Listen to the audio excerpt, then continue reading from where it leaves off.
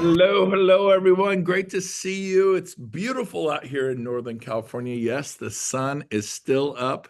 I'm at my Northern California office. If you're, that's not a, whoops, that's not a virtual settings, my actual office. It's my global office for global operations. Great to see you guys. Man, am I excited to see you. Now, this is born from Boston. Everything good comes from Boston. And I wasn't able to really get to the content I wanted to get to. I got too fired up and ripped my jacket off and threw it across the stage, and the notes just went away. So good to see everybody. So, what we're going to do is we're going to get tactical here tonight. I'm going to share with you how I sold essentially 14 homes in a single month. Not, it would have been smart if it was one investor who bought 14 homes, but it was 14 different buyers. None of them were sellers. This is back when I only worked with buyers, and people would call me to list their home. I'd be like, call Century 21, because I was convinced sellers were mean as snakes and I wanted nothing to do with them. Buyers, they cry, they want to take their picture with you, they're emotional, they want you to come to the housewarming. They were my kind of peeps, and I want to teach you how you literally could go out tomorrow, show property, write an offer, put it in escrow, and get paid 10 days from now. I'll say it again. Do you know how to go show property tomorrow, write an offer, close it in 10 days, and get paid in 10 days? This particular Zoom is designed to help you make money now. Some of you have mortgages to pay. Some of you have car payments to pay. You have groceries to buy, cell phones to pay, insurance, life, kids in private school, and you're at this crossroads of, oh no, what do I do? Congratulations, you came to the right place. So I'm going to get super tactical, hands-on. We're going to dive into this. But I do want to ask some questions. If you are a listing agent, I want you to go down to the React button. I believe it's the React button. Hit it at the bottom and hit raise your hand. I believe it's the React button, right, guys? Someone help me out here. Is it the React button and you can hit raise your hand? So if you're a listing agent and you list homes on a fairly regular basis, I want to see look at you, a lot of listing agents. Respect. Respect. I love it. So I want to ask you guys a few questions, and everybody gets to chime in here. Before I launch on you, I want to ask some questions because there's a lot of people on here from the East Coast. It looks dark. It's 8 o'clock at night. It's not this, right?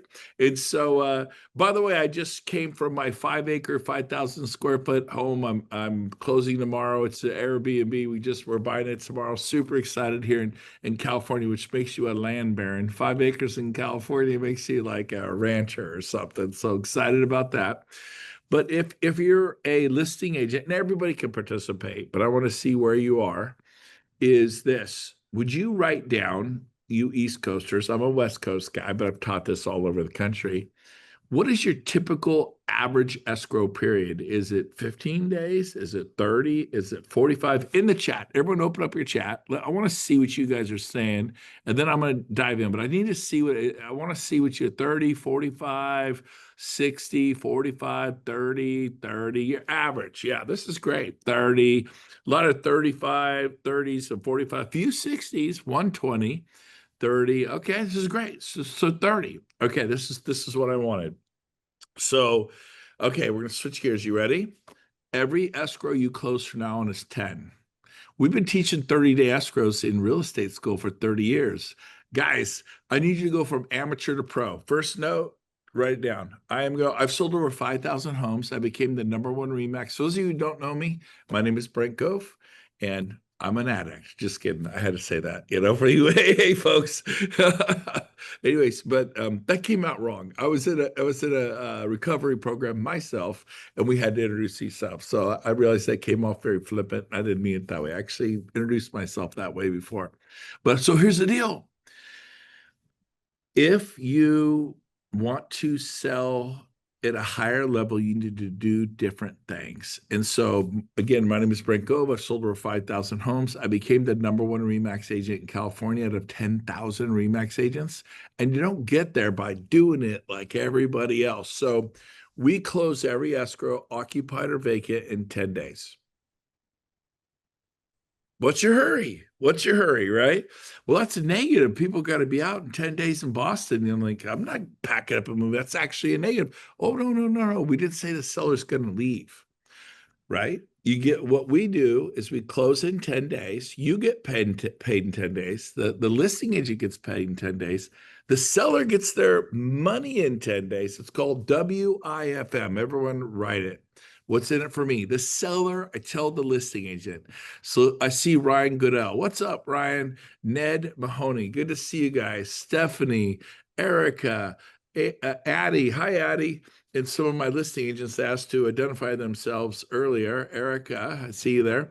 So I said, hey, I don't know about you, but I'm excited about getting 10 days. How about you? You know, it's $900,000. I don't know. Thank you for the 3% or the 2.5% or the 4%, whatever the negotiated upon fee is going to be. Let's just say for crazy thoughts, it was 3%. I know it's crazy, but let's just pretend it was 3%. So 3% of $900,000 is $27,000. Now, real estate agents aren't the greatest at math, but one thing they can do is calculate 3% of any number really fast. So at least I can after 30 years. So thank you for the $27,000 commission. If this works out, I'm excited about that. I hope you're getting the same for yourself, but make sure the seller knows. I know you got 3 other offers or 5 other offers or 1 other offer. Make sure they know if we can work out the details, the seller's getting all their money. And I looked it up. It looks like they only owe 400,000 on this property. So they got $500,000 coming to them in 10 days. Make sure the seller knows that. So we're going to go ahead and close in 10 days, but we're going to give your seller 45 days to move out. And you should always ask, like, let's go with Ryan. Hey, Ryan, unmute yourself. Thank you for identifying yourself as a guy who takes listings. So, Ryan, quick question. You always want to say, hey, Ryan, when do your sellers actually want to move? And tell me, oh, they really don't want to move for a couple months. Say that to me right now. We're role Yeah, playing. so they want to move on July 30th. Like they're July in 30th. in a couple months. In a couple months. Yeah, stay with the role Sorry, play. sorry. Repeat what I say. I like that. That's the you so I said, okay. So here's what I'm thinking, Ryan. We close in 10 days and we'll give them 55 days to move out. And so it's actually 65 days they get to move out. But here's the cool thing, Ryan. You get paid in 10 days. I get paid in 10 days. The seller gets all their proceeds in 10 days. And Ryan, would you be bummed to close your $900,000 deal in 10 days when everybody put in the chat that they're 30, 45 to 60? How do you feel about getting paid in 10 days, Ryan? That sounds good. Would, That sounds would that be a positive or a negative for you? that would be 100% positive, I think, for everybody. There you go. And the seller, if we could put this deal together, will you let the seller know they get all their proceeds in 10 days? And now let's go to plan B. But Brent, what about the rent back? Well, let me ask you a question. What's the average rent back in Boston? Everyone go to the chat, just pop it in. Is it a 10-day rent back if they're going to do one? 20-day, 30-day, a month? I mean, I know there could be, it depends upon the situation, but if there's going to be a rent back, what do you guys see? Is it unusual to have a 15, 10-day if there's going to be one? Put some stuff in the chat. I'm not seeing it. Let's see, why am I 15 days, 7 days, 10 days? Yeah. You know why? Because everyone's doing 30 and 45 and 60-day closes. That's why they're so short. So whether it's 7, 10, or 15, or in my case, 55, it doesn't matter. Now, here's what I've seen as a listing agent. Those of you listing agents, raise your hand again. I'm going to come to you. When you present that offer to the seller, and I go with Jessica, you're the first person I saw there, Jessica. Go ahead and unmute yourself. Jessica, when you present it to the seller and you go, okay, I got this great offer, it's full price, but he's giving you a 55-day rent back, and this other agent is also they're closing in 30, but they're only giving you a 30-day rent back, but it's pretty much the same time.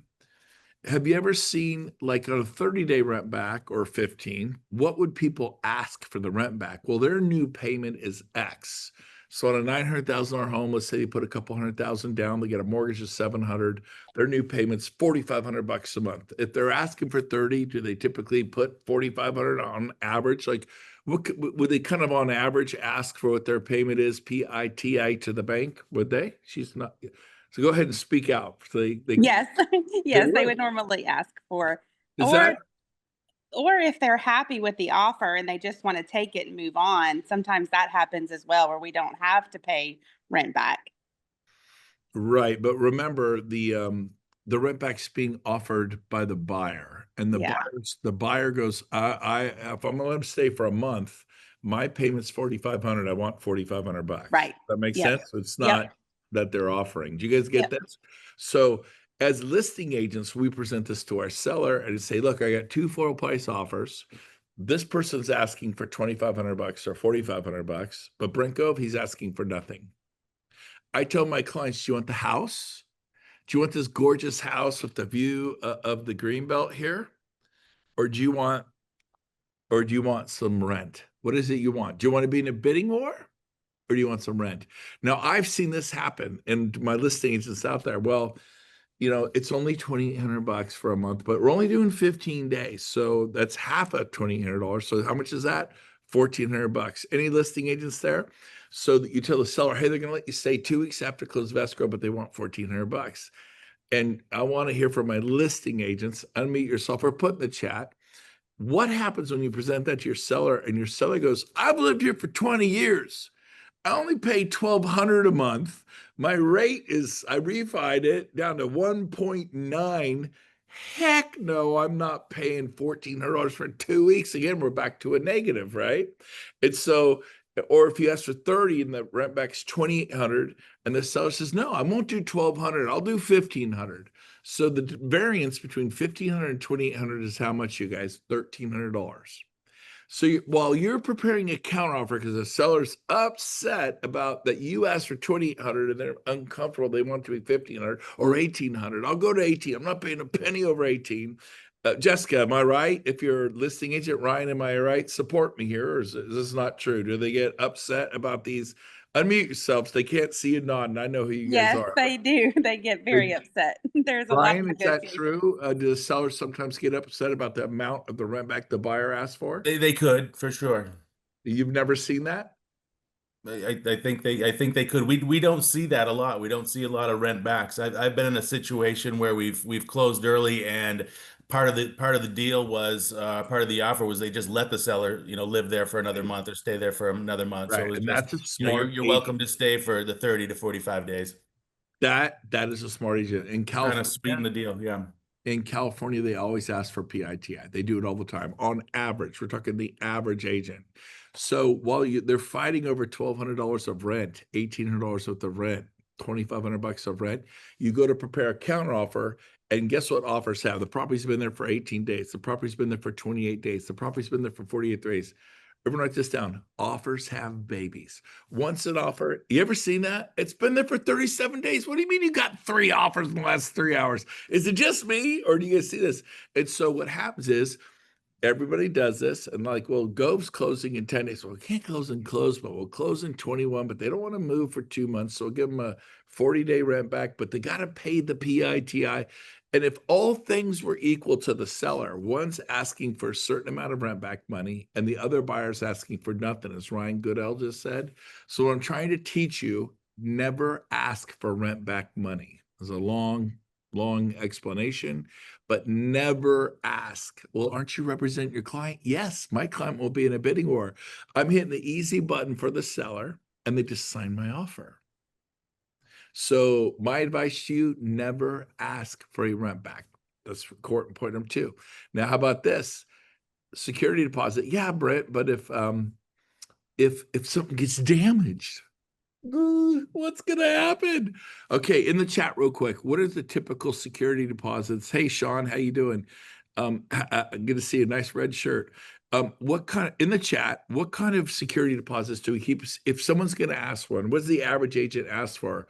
One, give me a dollar amount. Give me a dollar. No, quit. You're talking like a $1.80 a square foot. I want to see money. No talk like contractors. I know you East Coast Boston people are smart. 5 grand, 3 grand, 3 grand, 3 grand, 10K security deposit. These are, I hope I didn't mess it up. Security deposit. Steve Hill, you hit on the button. 0. Never, ever ask for a rent back. If you ask, a security deposit, well, what if something gets damaged? Well, I'll explain how that works. Having had 18 to 28 listings at all times active, having getting negotiating rent backs. We always close quick. And if they send me a 45-day escrow, I send it back. We're closing in 10. And they go, I can't possibly close in 10. Well, my lender can't. Switch to my lender. See, I'm in control as a listing agent. My lender can close in 10. Now, some of you are like, your limiting beliefs are, but my lender can't. Let me help you. You ready? Get a new lender. Get a new lender. Your lender sucks. He said it. It's a technical word. I know. But your lender's not any good. And they're like, no, I have a really good lender. I love them. We go to lunch. They've done and how quick can they close? Well, like 21 days. Good. You write a 21-day close, get the listing agent paid in 21, get the seller paid in 21. I'll close in 9. I go up against 10 or 15 other offers. I said, what's the fastest close you got? I got a cash offer, closes in 19 days. Oh, I close in 9. In fact, when I hang up the phone, Craig, Sam, Ryan, Kelly, Addie, Deborah Rose, Soren, I see you guys. You think I'm not looking around. What's up, Ron? Like you're just kind of thinking there, Ron. So when I hang up the phone, you guys should do this every single time. When I hang up the phone, my lender's going to call you in the next 60 seconds. Any listing agents out there that we haven't heard of, when you are presented an offer by a buyer's agent, when you say, when I hang up the phone, you will hear from my lender in the next 60 seconds, giving you Mrs. Buyer's FICO score, Mr. Buyer's FICO score, what Mrs. Buyer does for a living, what Mr. Buyer does for a living, how long they've done what they do for a living, whether they have alimony, child support, and why we can close in 9 days start to finish. That's going to happen every single time. And it's so easy. Let's say Craig Caggiano was my lender. I say, Craig, I'm going to be calling Addie, and doesn't matter who it is. I'm going to be calling Jesus. I'm going to be calling Ned. I don't even need a last name. I'm going to be calling Chris. And here's Chris's number. I don't copy and paste or take a picture of a business card because Craig's going down the freeway at 80 miles an hour in and out of traffic on the freeway in Boston. And by the way, I just made it to the airport barely. Trust me, we were going 80 in and out of traffic and we got stuck in downtown Boston. Like when I say downtown in the Bermuda Triangle of hell, the maps are spinning the detours. We were down there for like 25 minutes. We couldn't get out. It was like, oh my God, I almost missed my flight to California. That was fun. But here's the deal. You're going to get a call in the next 60 seconds so that they're driving, they just go doop. And I prep them. I'm going to be presenting my offer to Sam Tang. I'm going to present my offer to Kelly Walker. And, hey, Sam. And when I hang up the phone and I go, you drop everything and call, or you're not my lender. I don't care if you're taking a 1001, a 1033, whatever it's called, the loan application. I don't care what you're doing. Now, if you're getting married at that exact second, but I've already called them. I know they're not getting married. I know I go, just step away, say, I have a real positive emergency. I'll be back in 2 or 3 minutes.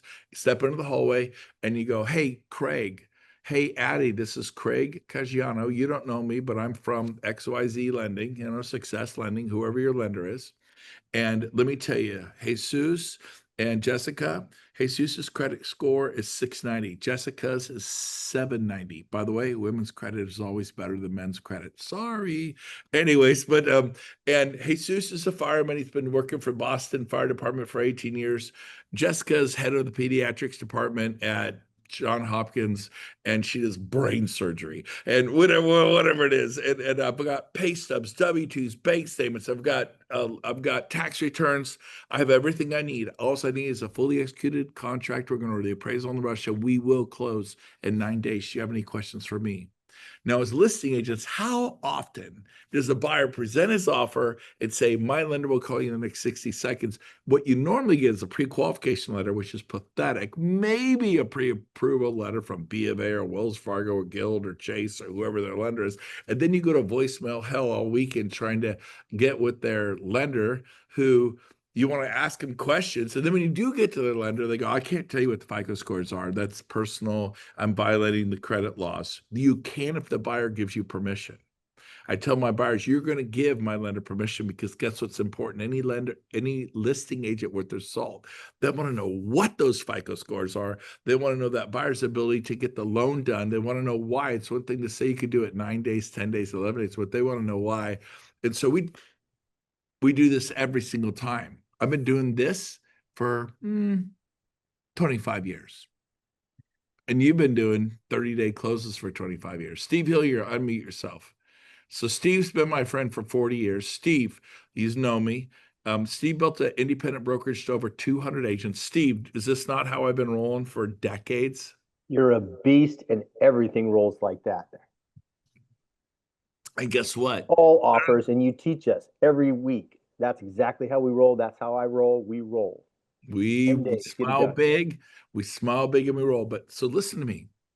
Linda, listen to me, Linda. Sorry, I couldn't help. Couldn't resist if you know that one. But anyway, so here's the deal. Call 3, 4, 5, 6 lenders. I promise you there are lenders. Now, if your buyer has jacked up credit and they're self-employed, it's just a dumpster fire, you can't do a 10-day close, okay? I get that. I'm not talking about those clients. Clean them all up, don't even show them property, you're ready to close them in 10. But this makes you competitive. I used to be when I was new, and even honestly, my first 2, 3, 4 years till I learned this technique, I'd be like, are there any offers? And they go, yeah, there's 7. I'm like, oh, finally found the property. I finally found it. There's 7 offers. I'd be like, because what are my odds are 1 out of 7? There could be 17 offers. I'm going to win it every single time. Because I'm going to go, hey, Jesus, how many offers you got? I got 17 offers, man. I bet you everyone's telling you how bad they want it. Yeah. I said, what's your biggest earnest money deposit? He goes, well, I got one here for everyone. Type in your, let's use a $800,000 purchase in Boston. What could you expect for earnest money? Everybody real quick in the chat, real quick. I want to participate. Dollar amount. Don't give me no percentages, whoever that was. Luis, you're in trouble. I want crap. 10K, 24K, 25K. That's good. $840,000. Good. On average, your average thing. Your average 40 to 50,000. I don't believe that. I do not believe your average buyer is putting up 40 to 50,000. Not down payment. We're talking earnest money, baby. So we're seeing 8,000. Come on, average buyers putting down. All right, 10,000, 8, 1%, 8, 8, 8, average. Good. There we are. They're usually around 8 grand. Someone gets crazy, 16. I teach, 800,000, how much you putting down on the property? Well, we're going to put all together about 90,000 down with closing costs and whatever. I go, okay, so if we put down 10 and we're putting down 90 altogether, when we close, you have to bring in $80,000. So if it's 90,000 with your down payment, closing costs, you're going to put down 10 earnest money, and when we go to close, you have to wire the other 80, right? Am I right? Let's go ahead and put up 50,000 now, and then we just bring in 40. Well, that's risky. Really? How often you lost a $10,000 EMD? How often you lose 15,000 or 5? It's free to the buyer. And I say to them, hey, you got 17 offers. What's your biggest earnest money? They go 16 grand. Huh. That's it. Everyone's telling you how bad they want it. We're putting up a $50,000 earnest money deposit. Free to my client, by the way. You put in 10 or 20 and wire in 70 or 80. We put up 50, wire in 40. It's the same $90,000 free to your client.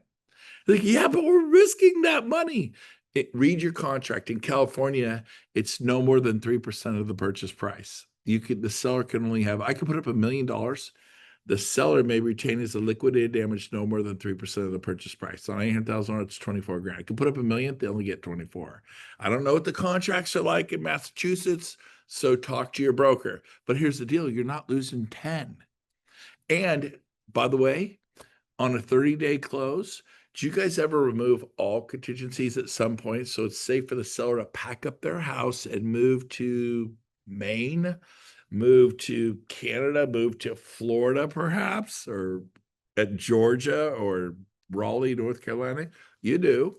And so that's why it's called earnest money. Hey, it's safe to move. If I don't buy your house, you can keep this $10,000, this $15,000 or $20,000. Once I've done my due diligence, my home inspections, my appraisal, my review to HOA, the disclosures, In the chat, is that how it works? Usually that way in every state. Is there a period where you cross the line and your money is actually non-refundable? Or can a buyer just cancel on day 29 and the seller's left in a lurch with the moving truck, the dogs, the kids, the cats? In the chat, is there a period where that money, real quick, let me watch. Is there a process where the money, the EMD is non-refundable? I'm looking. I want to see. Yes. Ryan says yes. Anybody else? Yes. One said, yeah. So I get that. Once like, yeah. So yes, yes, yeah, yes. It's just yes. Once you've removed liquidity, once you've removed home inspection, appraisal, inspection, what I'm seeing, I didn't ask Puerto Rico. I asked about Massachusetts, you sneaky little Puerto Rican. I'm from Puerto Rico too, represent. I live in Puerto Rico 5 years now. You know, I love you, but I'm asking about Massachusetts and Puerto Rico. All bets are off. All right, so here's the deal. Yes. So do you know that we're closing so fast, my clients are never non-contingent? So you guys are dangerous. Like, it's dangerous to do a 10-day close. What's dangerous is what you're taught in real estate school. If you're doing 30-day closes, you are a dinosaur. How to become the #1 RE/MAX agent out of 10,000 in California? I'm not a dinosaur, right? And so you, my friend, are a dinosaur. If you do what you've always done, you'll get what you've always gotten. Does that make sense? If you want different results, do different things. So what I'll do is a huge earnest money deposit. I'm usually the lowest offer. I'll come in 100,000 under with 17 offers. I get it every time. I get it every time because I'll say, hey, Craig, my offer, before I tell you how much we're offered, which is the best part, and I'm 100,000 under, 50,000 under. It doesn't matter. It doesn't matter. I'll show you how to present an offer to a listing agent. I say, Craig, we close in 10 days. You like that? You get paid 10. I get paid 10. Seller gets seller gets proceeds in 10. Yeah, but we realize your seller can't pack up and move. On a vacant home, closed, done. Give us the keys. On a occupied home, we realize the seller can't move. And you'd mentioned they'd really like 30, 45-day escrow. We're going to go ahead and give them a 35-day where they could stay in the property rent-free, no charge. So 10 with 35 is 45. You said 30 to 45-day escrow. This actually gives them 45. It gives them everything they want. And they don't have to pay for it. By the way, if it was a full price offer, what do they normally pay the bank for 30 days, Craig? I think their payment's like $2,500 a month. It's actually $2,500 over full price. We came in full price, but if they're staying for 30 days past close of escrow, and we're letting them stay for free, they save $2,500, $3,500. So you have full price offer. You guys got how I did that? So a full price offer is actually better than full price. And you think, well, are you representing your client? Yes, I'm not getting them in a bidding war. There's no other offers, Brent. We're in a buyer's market now. Offers have babies. Inevitably, that offer is going to trigger other offers. And if it doesn't, not always, let's say other offers come in. Yep, remember, I'm coming in 25,000 under, 50,000 under, 100. Well, they're just going to tear it up and go, this is BS. Not if you present it the way I do. Remember, you're already shut down. Listen to me. Here's the box you're in. You're in this box. I'm going to blow this top off, this side off, this side off, and this side off. You got to expand your thinking here. I sold 14 homes in a single month. I know what it's like to make 280,000 a month, not a year. Who wants to make 280,000 a month? You can't do like I'd settle for 30,000 a month right now. You know, I get that. I'd settle for 20. I'll take 10. You know, I'm going to help you, but you can't do what you've always done. Otherwise, you're going to make what you've always gotten. For some of you, haven't made anything in 2 or 3, 4 months. It's unacceptable. And so I close in 10 days versus 30 or 45 days. I have a 30, 40, 50, $60,000 earnest money deposit versus 5 or 10 or 15. They're telling you how bad they want it. They're telling you. They're running their. I'm showing you. There's telling and showing. I go, Craig, we have 55,000 reasons to close escrow in the 9 days. What I don't tell them is we'll never remove all of our contingencies. We're going to be contingent the whole time. We can cancel anytime we want. They'll never see a penny of that money. But with your dangerous, 30 and 45 and 60-day escrows, you're going to risk $5 to $10 to $15,000 of earnest money because they're dangerous. The dangerous agent is the one who's done it the way it's always been done. And then your client lost again, your client lost again. And then pretty soon they're depressed and you're depressed. Does that make sense to everybody? You with me? Come on, come on. In the chat, give me some yeses. Are you with me? Let me see. I want to see that chat flying a little bit. Is it good? Were you with me? Okay. All right. All right. I like it. I like it. Not good to know, but a lot of people are with me. Watch this again if you're not getting it. So the other thing I do is no security deposit. I've asked people, so Alex, why did I get it? James Widener, why did I get it? Eli Torres, why did you choose me over the other buyer? I go, well, to be honest with you, you're both full price, but you didn't ask for a security deposit, and the other ones asked for $1,500, $2,500. You mean we won? But what if something's wrong? I've done 5,000 closings. Hardly anything's wrong. Now, if you're buying a home from Hell's Angels or college students, maybe ask for a security deposit. Personally, I've never sold a home owned by Hell's Angels or Boston college students. You're right. And so it's just, and if the heck it went to the fan, I'll pay the $1,500. Well, that's easy for you. You've got all this money. Well, so would you if you quit asking for security deposits. Well, you got to represent your client. Brokers teach that because really they want to prove to them that, hey, we asked, we were representing a client. It's really they're covering their tail, but it's not feeding your family. Because while you ask for a chintzy $1,500, $25 security deposit on that rent back, I'm not asking for it. All things being equal, if you were the seller and you got a full price offer who's letting you stay for 30 days rent-free, maybe the other side's savvy, and they give you 30 days rent-free. Ryan said he's seen it. 45 days rent-free, I'm 45 days rent-free. But they make one little mistake, just asking for $1,200 security deposit. That's it. $1,200, why would they have a problem? When we present this to our client, they go, explain that $1,200 security deposit. Well, if the property's not pristine and in the condition the buyer would really like it, they can retain that. Oh, I don't like that. I go, what if we disagree? What if I feel it's pristine and I want my $1,200 back? Well, the buyer's got to agree. What? Well, what if we just disagree and I want my money back? Well, then you got to go to small claims court, stand before a judge. What? Go with the Brent Gove's offer. To heck with that Coldwell Banker agent. By the way, they're all Coldwell Banker agents. So that's for security deposit, okay? If you're a Coldwell Banker agent, I'm not picking you on. I learned it from Coldwell Banker. They have more attorneys than anyone. Ask for security deposit.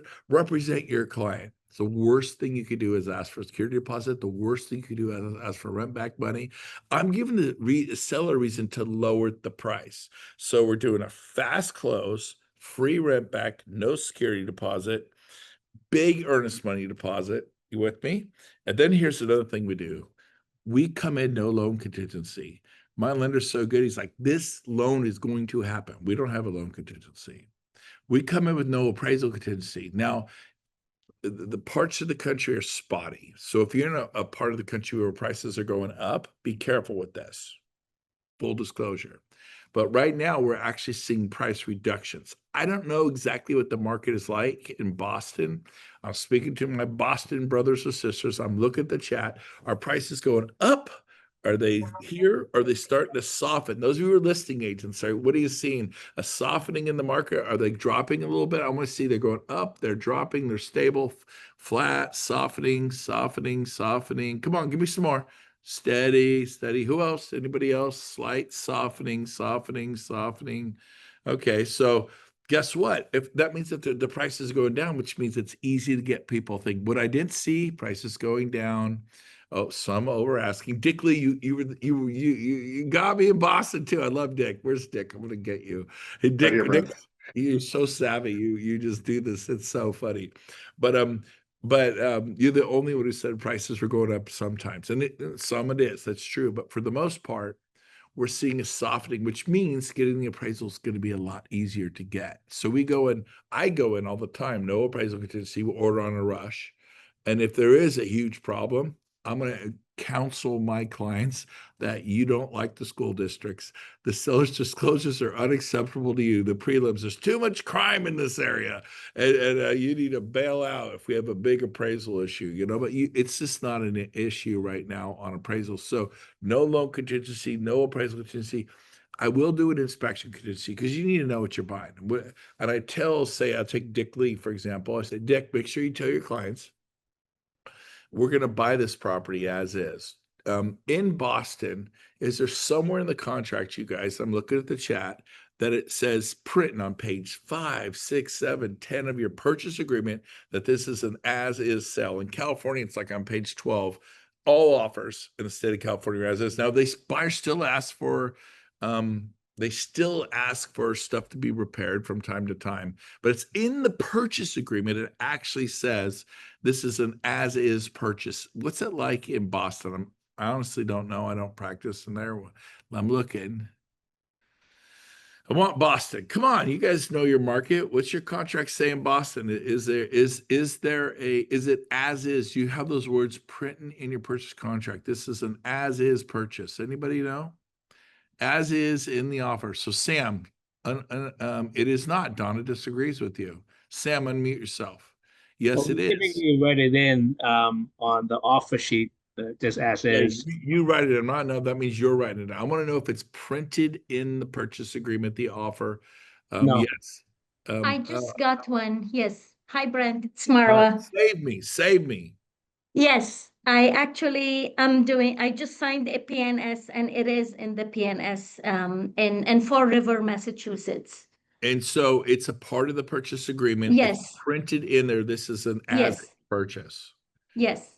This shouldn't be a shock to you guys. You guys should read your purchase agreement. So in California, they're all as is. Do you have different purchase agreements? Like in California, we have one purchase agreement for our state with a massive population. Are there different purchase agreements for different parts of Massachusetts? Yes, It they're depends on the attorney.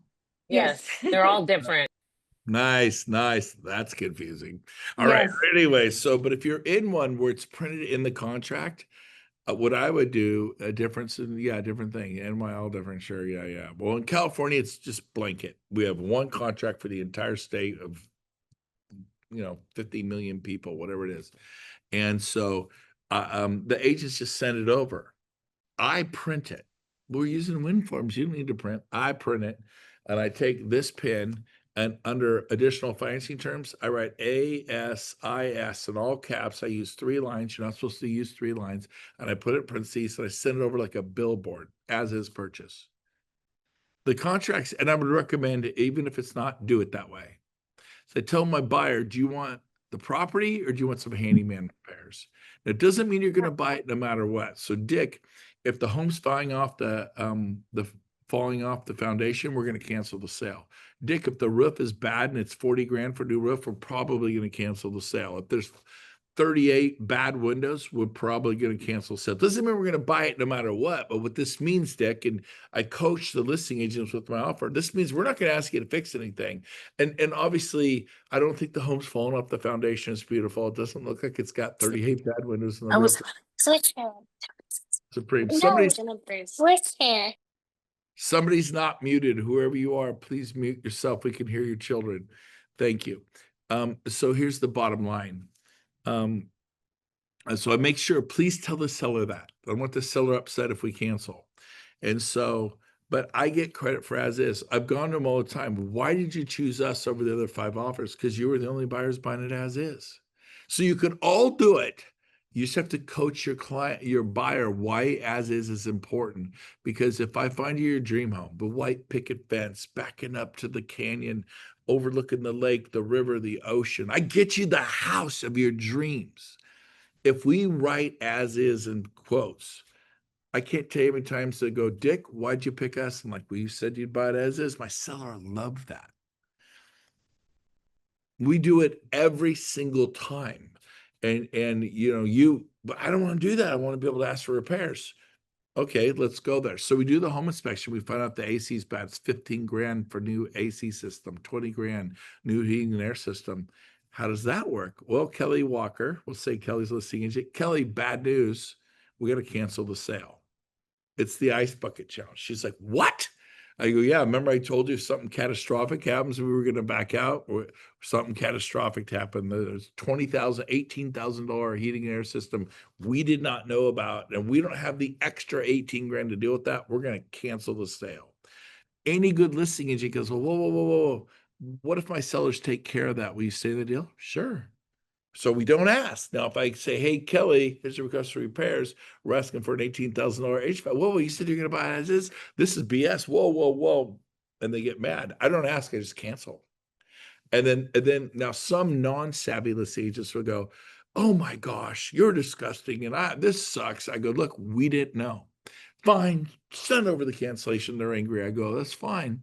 But you do realize you get to go back on the market now, disclose to all the buyers that you have a bad $18,000 heating and air system, and we're in full price. I don't think you're going to get full price.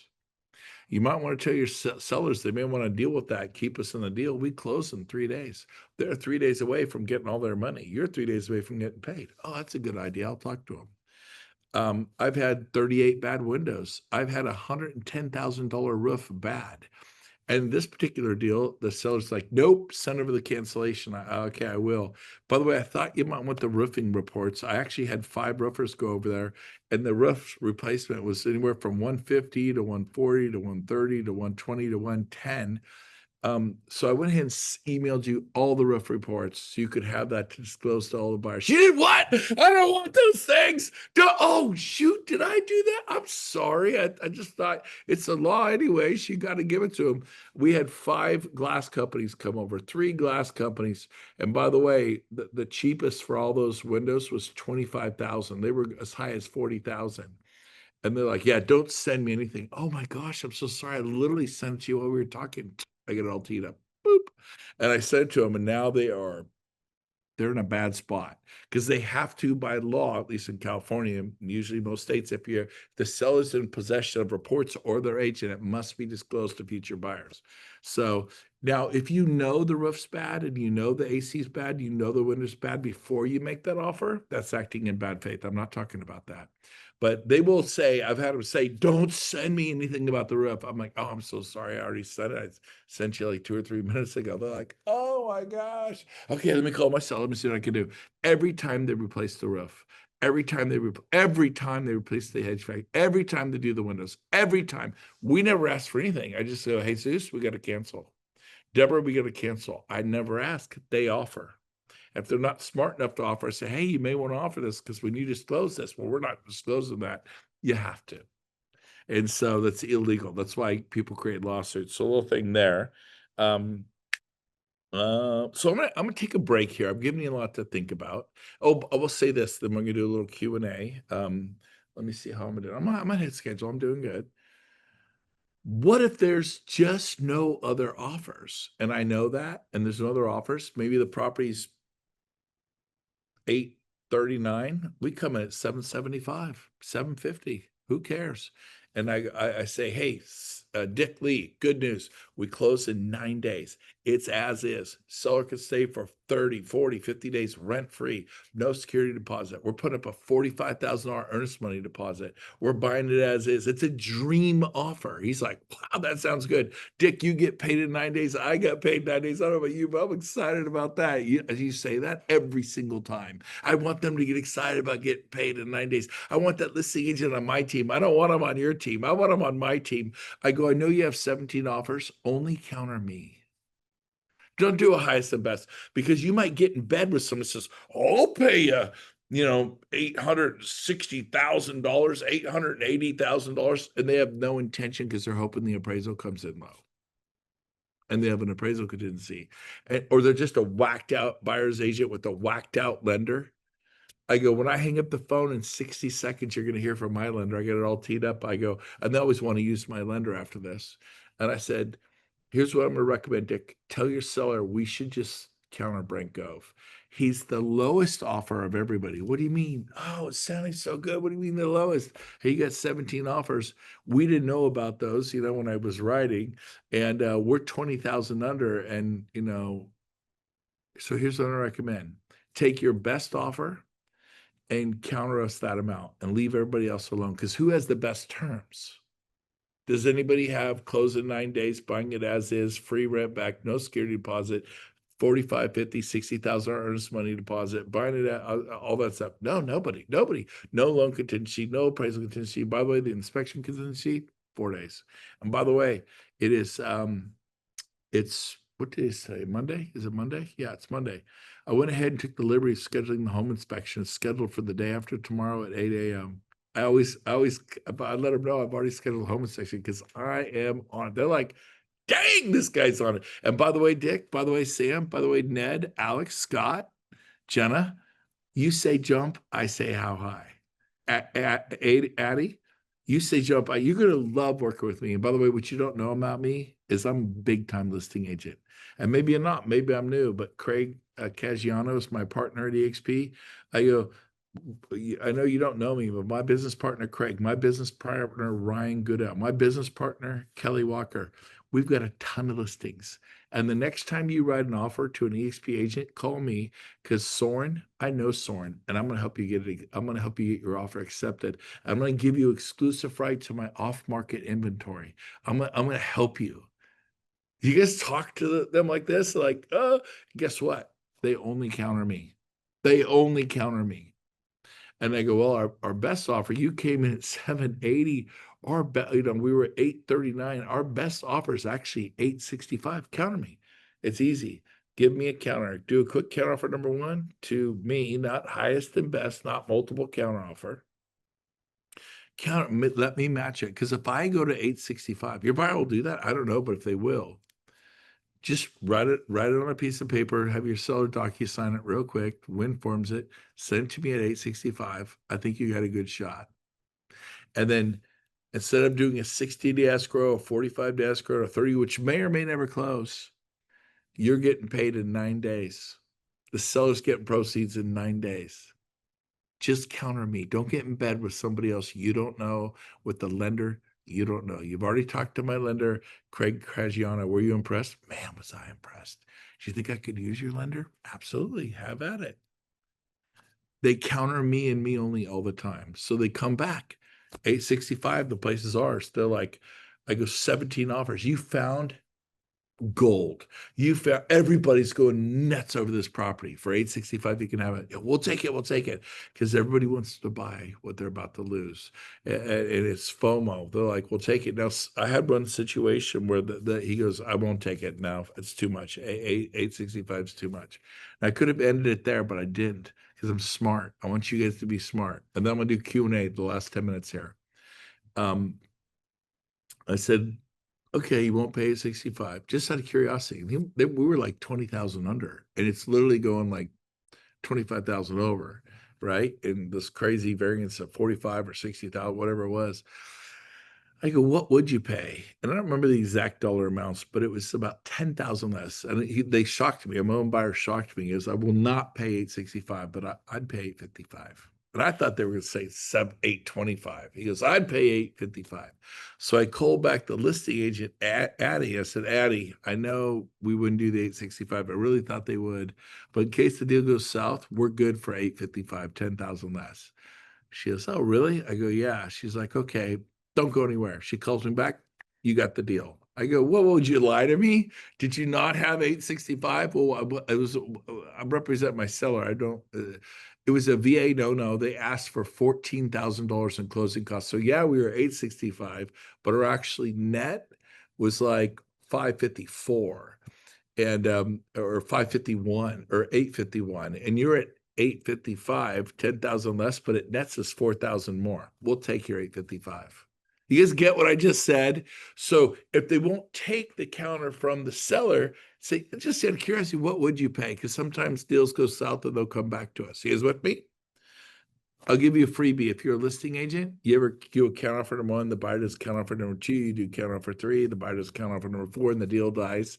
The buyer and seller just never agree on the price. 2 days later, send the buyer counter offer number five. No answer. 2 days later, send counter offer number six. 2 days later, counter number seven. 2 days later, counter number eight. And drop it $100 every time. Who cares? I've had the buyer's agent say, stop sending me counters. We hate the house. We decided against it. I can't. My seller's instructed me to do it. Craig, instruct me to do it. I instruct you to do it, right? And so I'm like, oh, I got to do it. They could sue me if I didn't do it. So guess what? When people call me and they said, is XYZ property available? Yes, but barely. Why? I'll grab any piece of paper. This is Spring Benson. She's coming to Sacramento next month. I'll grab everything. I got a counteroffer right here. I'm about to send it. They don't know it's counteroffer number 9, and we quit negotiating counteroffer number 4. And for a week, I've been sending one-way counteroffers. You can do that? Yeah, you guys are think it's a game of tennis. It's a game of smart.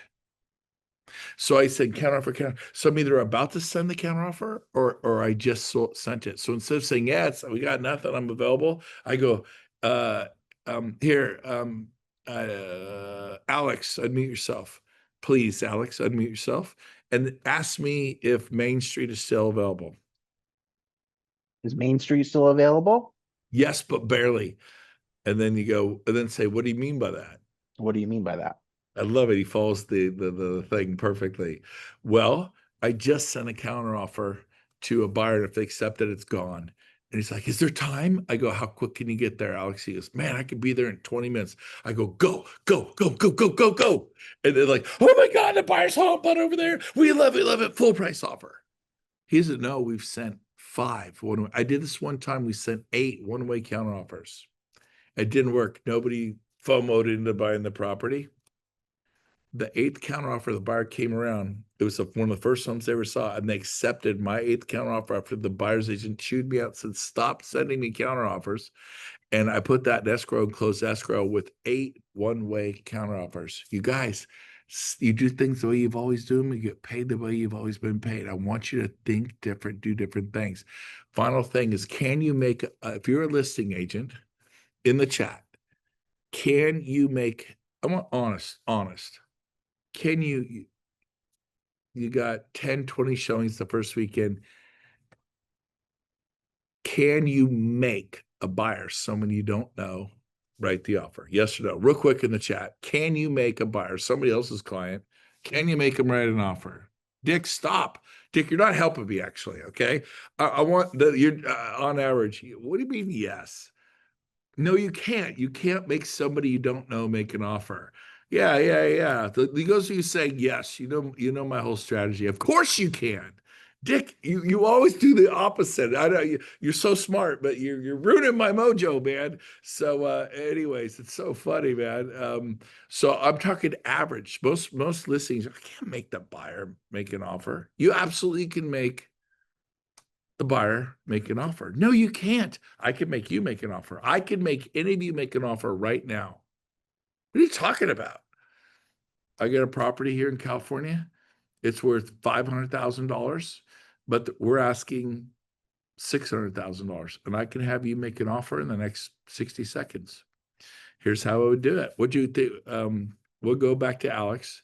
Alex, tell me, I showed the property. What'd your clients think? And say, man, they didn't like it. Say that. They really didn't like the property at all. And I know. And tell me it's way overpriced because we're asking $599. It's really worth $5. And I'm gonna get Alex to make an offer. I can get anyone, any agent, any buyer. You can too. It's really easy. Watch how I do this. And they go, really? Tell me they didn't like the floor plan and it's way overpriced. Say that. Yeah, they didn't like the floor plan, way overpriced. They didn't like some of the landscaping. Let me ask you a question. Would they like it for 500,000? Say no. No. How about 400,000? Say no. No. How about 300,000? Say no. No. How about 250? Would they like it for 250? Say, well, hell, at 250, I'd buy it. I know the market. If you guys had a property that you knew was worth 5, and I'm asking 6, but now I'm saying 250, and you guys know the market. Like you're 800, I go, how about 400? Well, hell, for 400, I'd buy the property. I'm not even looking to buy a property. Let's say he said no. How about 150? Would you buy it for 150? Alex, if you knew that property is worth 500,000 in Boston, but I said, would you pay 150? Is there a chance you might say yes? Yes. Would you really say yes, or are you just saying that to be nice to me? Unlike Dick. Dick, I'm giving you a hard time. I love you. Dick's super bright, but I'm No, that sounds like a great deal.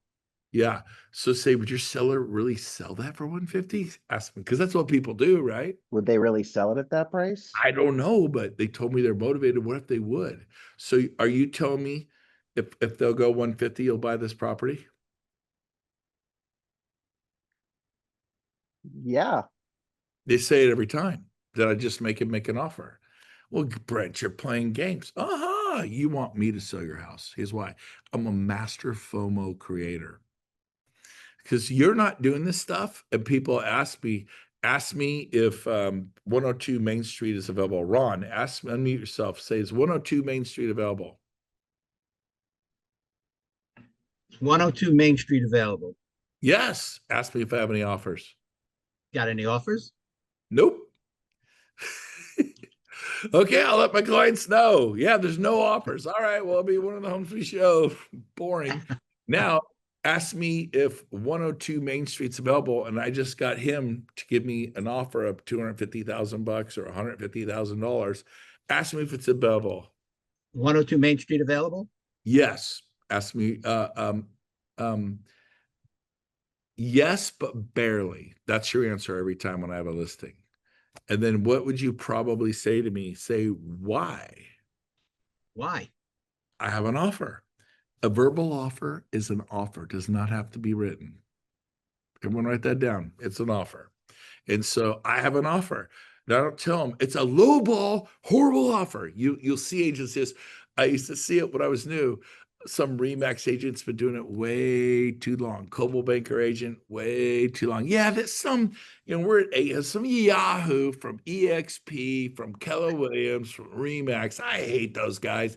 They offered me $600,000. How dare them? 200,000. Oh my gosh, it's disgusting.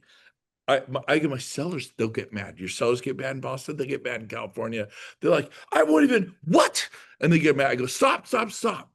Dick, did you hire me to sell your property? Yes. I'm going to have you write a love letter to this Alex Cabral guy, because guess what I get to tell everyone all week when they ask me if 102 Main Street's available? I get to say yes, but barely, because I have an offer. Now, I'm going to have you guys give me a counter offer tonight. Think about what you'll do.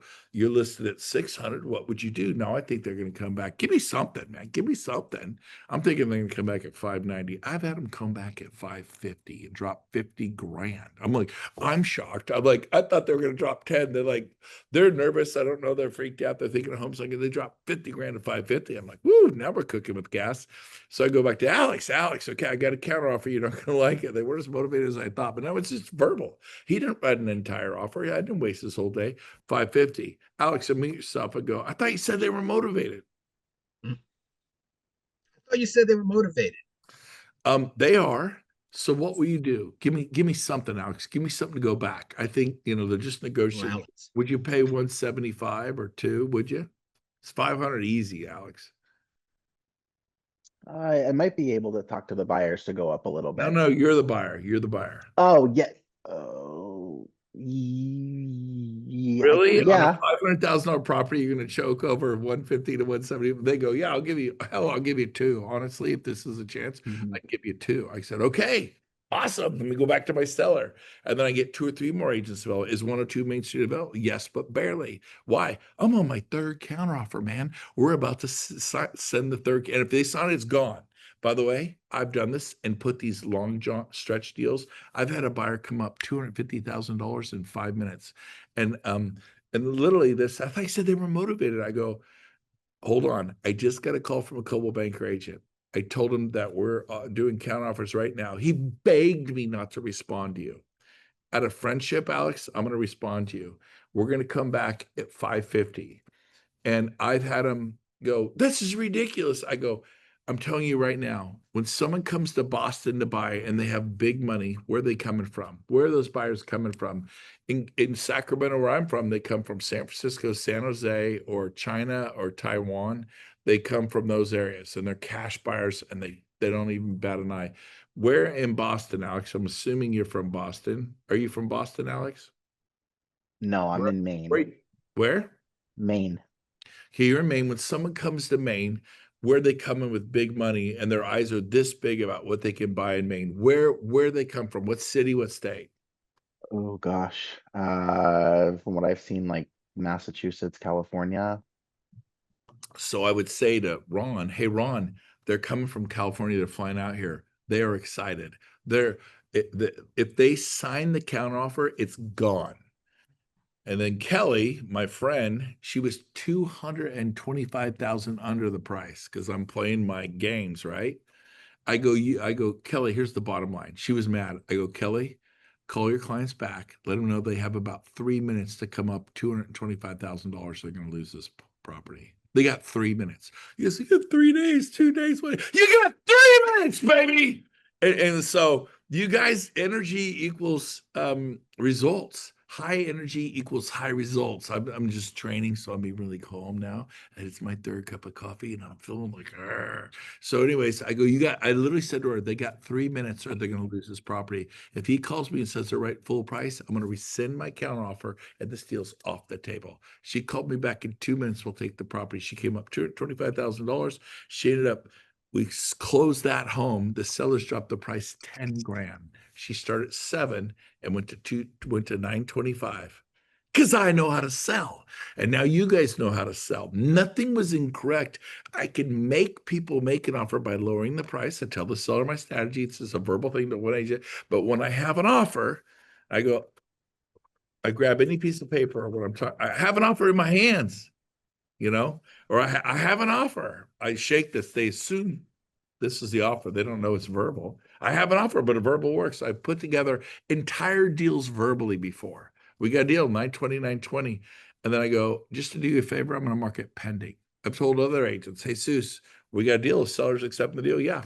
Market pending. I don't even have your offer yet. It's easy. You go to the computer, you move your cursor, and you go pending.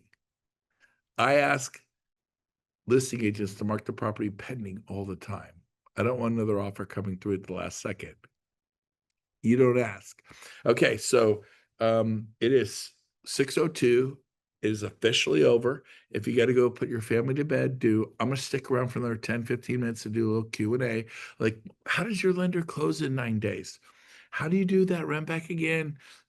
Explain the one, like whatever questions you have. I'm looking at the chat. If you want to ask your question in the chat bar, if you got to bounce. But I want to, or if you have, maybe you did something like this and it worked for you. Please unmute yourself. I want to hear your story. Yeah, I did what he said and it actually worked. And I want to hear from you. But Q&A right now, you could type your question in the chat, or you could raise your hand, and then it'll put you in my upper left-hand corner, and I will call on you and answer your question. But it'd be really smart of you to ask some questions to someone who's making, 280,000 a month right now would be a big, big, big pay cut for me if that's all I was making. So here's your chance to ask me questions and think about it. What kind of question would I want to ask? So who can see your messages recording on? Yeah, so the recording's on. We'll get Tom Trong a copy of this. We'll also put this on my website, my YouTube channel. So if you go to brentgove.com, click on YouTube, today's session will be there. And raise your hand if you have questions. I love seeing that. And if you got to put your kids to bed or go to bed, please do. But I'm going to stick around here for a little bit. I'm going to go with Steve, then I'm going to go to Pat, then I'm going to go to whoever else right now. I think I just see Steve and Pat, and I will go to the chat if you're not someone who's brave and wants to ask a question. So Steve Hillier, go ahead. Pat, you're next. Yes, I'm just going to tell everybody in the 90s, I joined Brent's team as a buyer's agent. And for years, we put our people into the lenders, got them fully maxed out. We would go pound it. So this is real and it works darn good. Every one of you guys can get your buyers in early and get them fully approved, fully underwritten. When you take them out, you can close in 10 days. I'm just telling you, it's preparation on your part. I love it. I love it. Yes. Thank you very much. We lost Pat. Nope. Oh, you're there? Okay. Fire away, Pat Manning. Thank you, Steve, for the plug. And Craig, you're next, but go ahead, Pat. Yeah, I'm New York, where obviously we're an attorney state. The attorneys are all over it, buyer, seller, and they got their attitude, and they would scoff at 10 days. Everything else, I agree. how do we change their mindset? Do you have any advice on that? Yeah, Because you say, so you're presenting to an attorney. contract. You're presenting to an attorney who's a listing agent and he's also an attorney. Is that what you're saying? No, I'm saying let's say the seller has an attorney, buyer has an attorney. The seller, it takes me 10 days to get a contract out from the seller's attorney. Now, obviously, I can sit down and talk to the seller and say, listen, we can't do this. But again, attorneys are attorneys and we can't bypass attorneys here. Any advice you can give me on how we get them looking at the big picture? So I've never had to deal with that in California. We never talk to attorneys, believe it or not. I've never been sued. 5,000 transactions. We make it a rule. You're not allowed to talk to attorneys, but sorry for you New York folks. But so you're telling me every time you present an offer in New York, you have to wait 10 days for a response to your offer. Is that what I hear you saying, Pat? I'm not saying we have to. I'm saying the attorney will take their sweet time. So, Okay, but is that how it is? Every seller? We'll get an accepted offer, then it goes to the attorneys. I got to get the seller's attorney to get me out of contract. I got to get the seller's attorney to take some time to talk to their client. Yeah. It just, and yeah, finding a more responsive attorney, if it could only happen. You said if you have, go ahead. You said you had an accepted offer. So the buyer has signed and the seller, or the seller just verbally accepts, but doesn't actually sign the document and waits 10 days. Is that what I hear you saying? They'll sign the document, but then we have to go to contract. And to get the contract out, to get the other attorney for the buyer to review it, takes time. It's what we have to deal with in New York. Interesting. If there's any advice, maybe somebody, I've never dealt with New York like that, but what I do Sounds is like Pat needs to move to Georgia. yeah. So I'm in New York. I'm in New York Okay, as let's well. listen to Joanna. Go ahead, Joanna. Save us. Yeah, no, so I'm actually in New York as well. So me and Pat, we feel the same thing. So here, the agents cannot we don't draft the contract. The contracts are drafted by the attorneys. And sometimes we are waiting 10 days just for the contract to go out.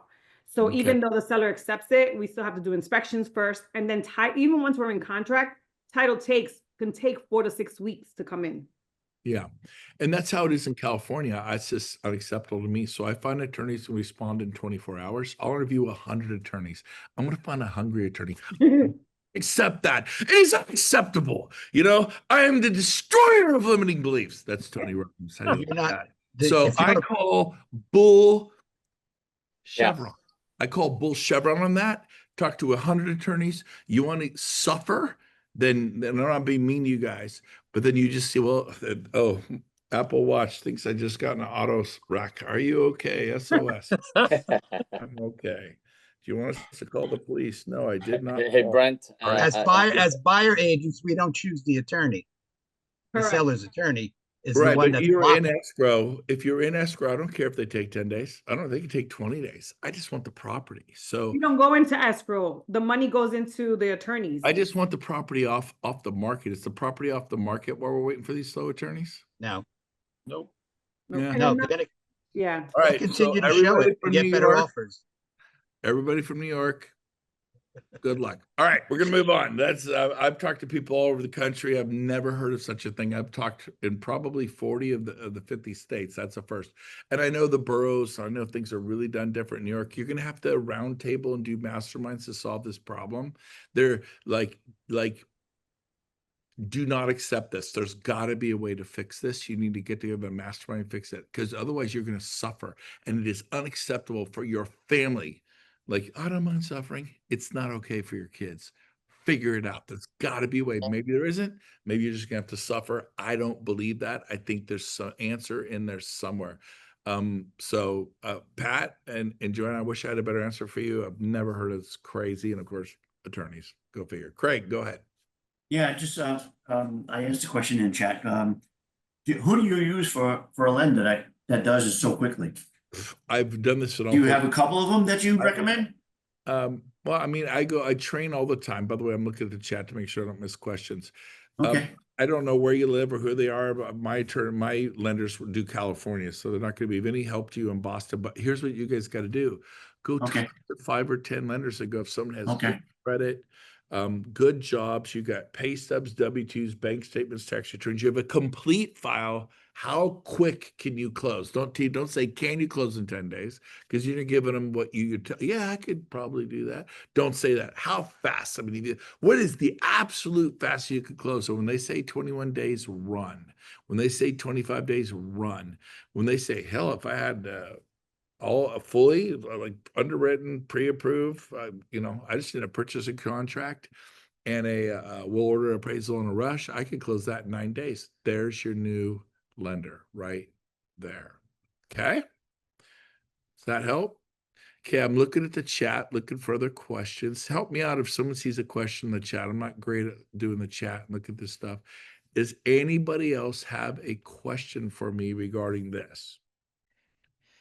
Remember, high energy equals high results. Anybody else? No loan contingency, no appraisal contingency, no security deposit, no rent back, no problem. Anything else? Closing fast. Hey, Brent, there's a question in there. So I'll be more specific, and I'll take liberties of expanding that question. When you were when you closed those 14 transactions in 1 month, did you have a team that supported you, or were you a one-man show? I was a one-man show. I didn't even have an assistant. And what I did was I set a goal to sell 30 homes in a month. I had no idea how I was going to do it, but I said, okay, I'm going to sell 30 homes this month. Most agents, they're wandering generalities. I said, I'm going to do this. I'm going to sell 30. I didn't know how, but the goal begged a question. How would I do that? Yeah. I never set a goal that big. I went from 3 homes to doing 30, 10X, and check it out. The simple scales, fancy fails. The answer came very simple. I not kind of shoulda, woulda, might want to show property tomorrow. I absolutely have to. The answer came to me. If I'm showing property, I have a chance to write an offer and get it presented quickly and put it in escrow. And so I went from a wandering generality. I'd roll into the office at 9 or 10, get a cup of coffee, and my wife, what are you doing? Well, I'm gonna set up an open house this weekend. I'm gonna call some clients, see if I could set up a showing today or this weekend. And that's what I'm doing. But when I set a goal to sell 30 homes in 30 days, there was a sense of urgency in my life. And I did it because we were broke. I did it because every escrow I had fell out of escrow. I lost 3 escrows in 3 hours.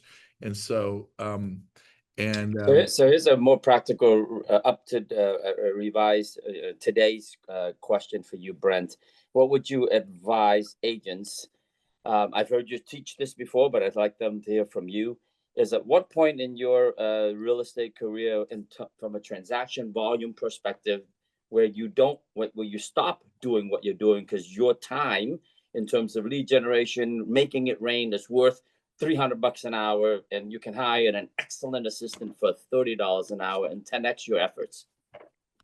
I mean, Craig Proctor in 1999, the #1 RE/MAX agent in the world, because you get in the right room, the right Zoom room or the right room. He challenged me. He goes, a good personal assistant, $30 an hour.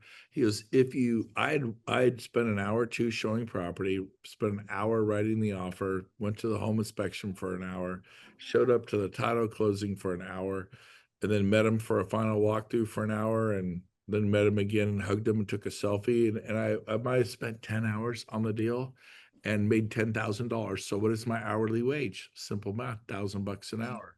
And he goes, I'm like, well, no, I spend 20 on every deal on average. Okay, then you're 500 an hour. No, it takes me 40. Okay, then you're 125 an hour. So why are you doing a $30 an hour job if you're 125 an hour or 250 or 5? Or in my case, I looked at myself as $1,000 an hour person.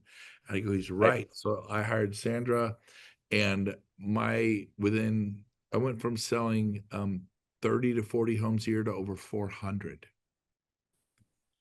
Excellent. That's what I wanted to go into here, Brent. I went from making, I think I made $390,000 and then I went to making $4 million because I didn't have to do it all, and I had more free time. Great question. Write this down. I'm going to delegate to elevate. Anybody else? Final questions. Did you read it? Did someone write one in the chat that we missed? If so, someone tell me what the question was in the chat. But ask questions.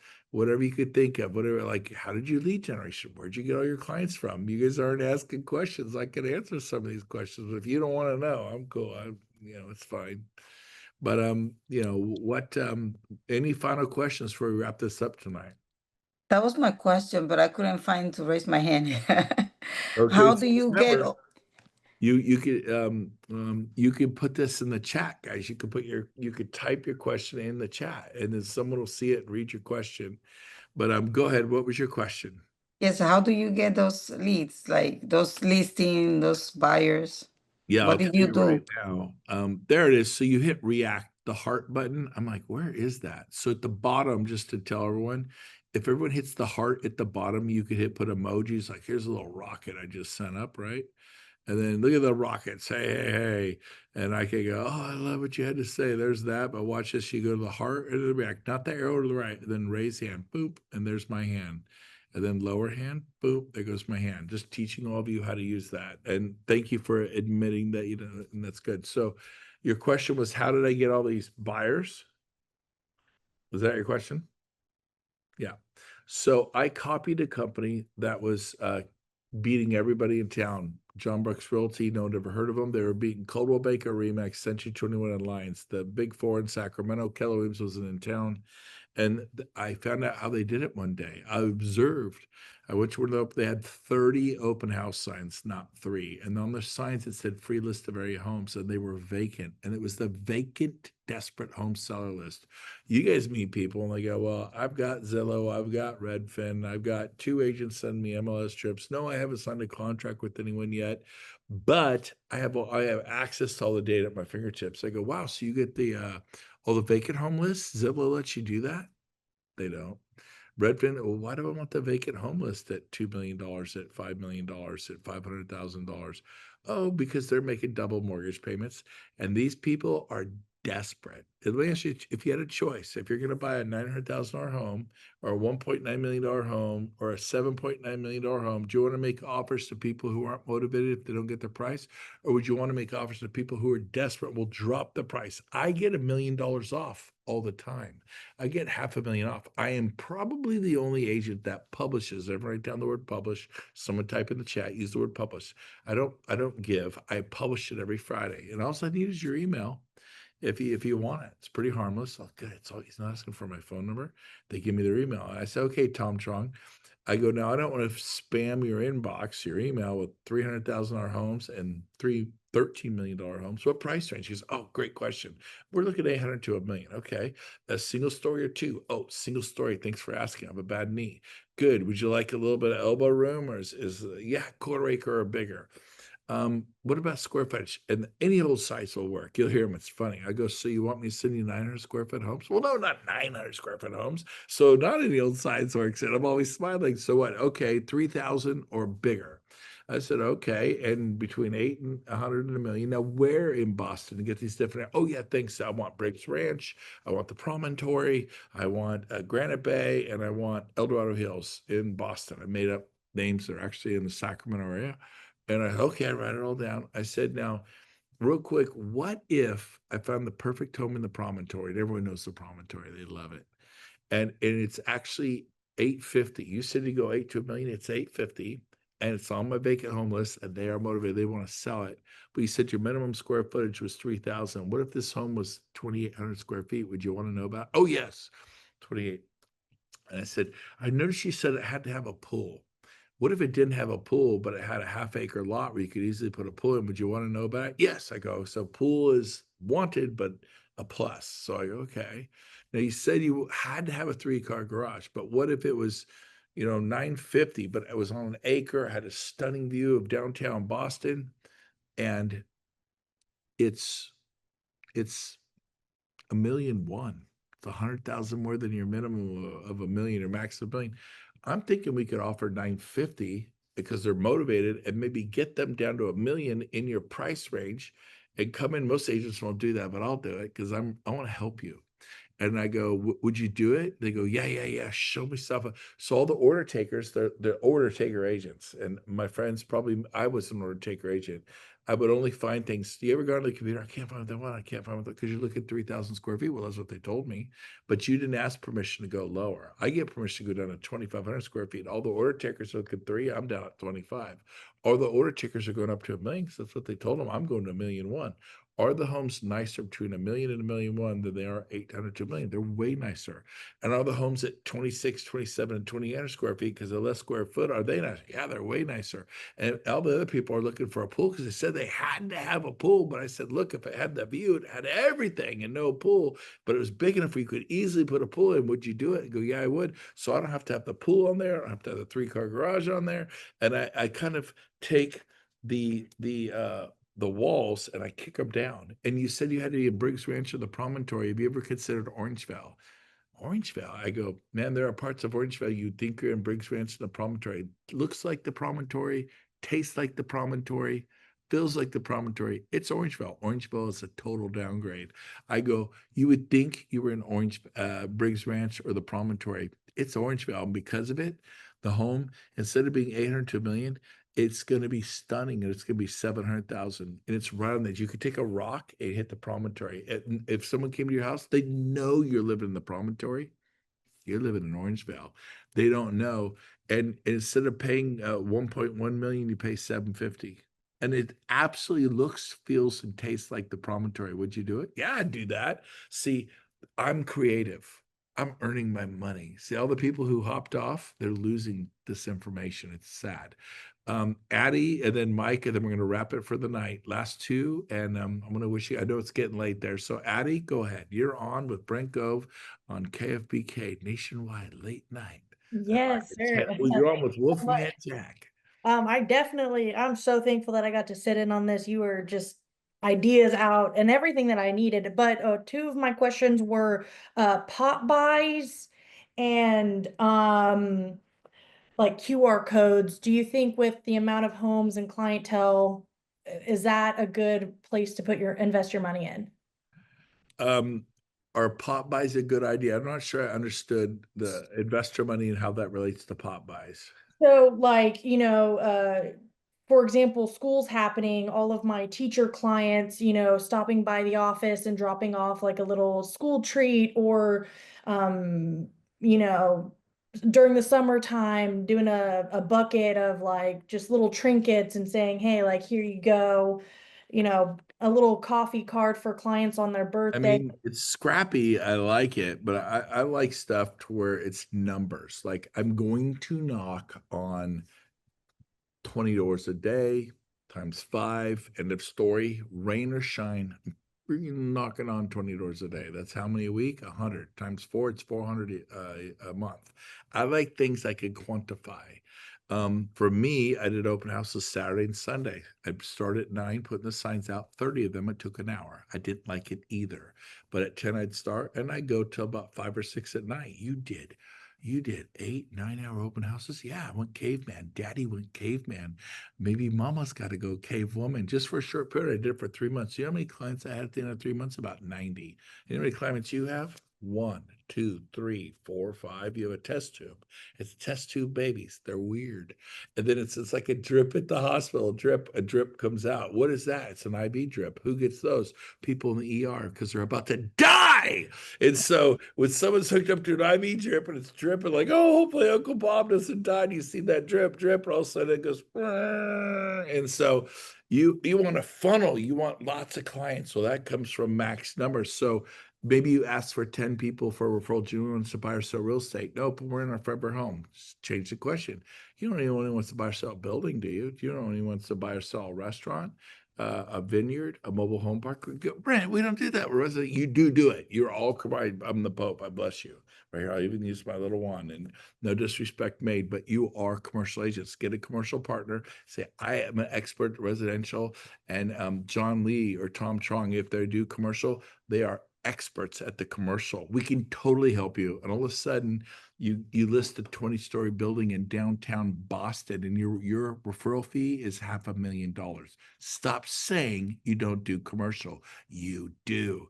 But if you do 10 a day before noon, 50 a week, 200 a month. I'm not getting the results to do 20 a day. Well, that's hard. I guess you don't want it bad enough. But 20 a day times 5 is what? Is 100 a week times 4 is 400 a month. You will have buildings listed. You'll have Taco Bells listed. You'll have dry cleaners listed. You'll have homes listed. I don't do commercial. I didn't say you're going to do it. You're going to give it to your commercial partner, and he's going to give you a big fat referral fee. And on a 20-story building, I'd tell him it's 50%. What are you going to do? Absolutely nothing. I'm going to give you the lead on a 20-story building. You do all the work, and I get half the commission.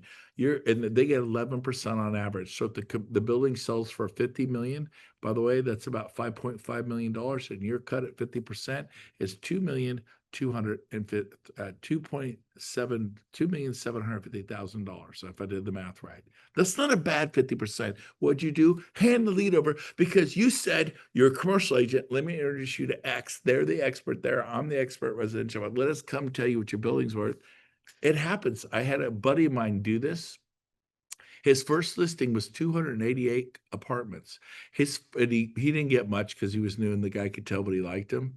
He gave him like 1%. His first commission check was $288,000. His first commission check. Who wants to throw up here? I'll hold the cup. Everybody just throw up. Like, really? Yeah, really. I love you guys. You guys are freaking, I love Boston clam chowder too. Addie, I hope that helped. Mike, last question of the night, and then we're going to put you all to bed. And this is B. Gove, Wolfman Jack, telling you nighttime dream stories. Dream big, work hard. You got this. Massive action creates results. That's what Tony says.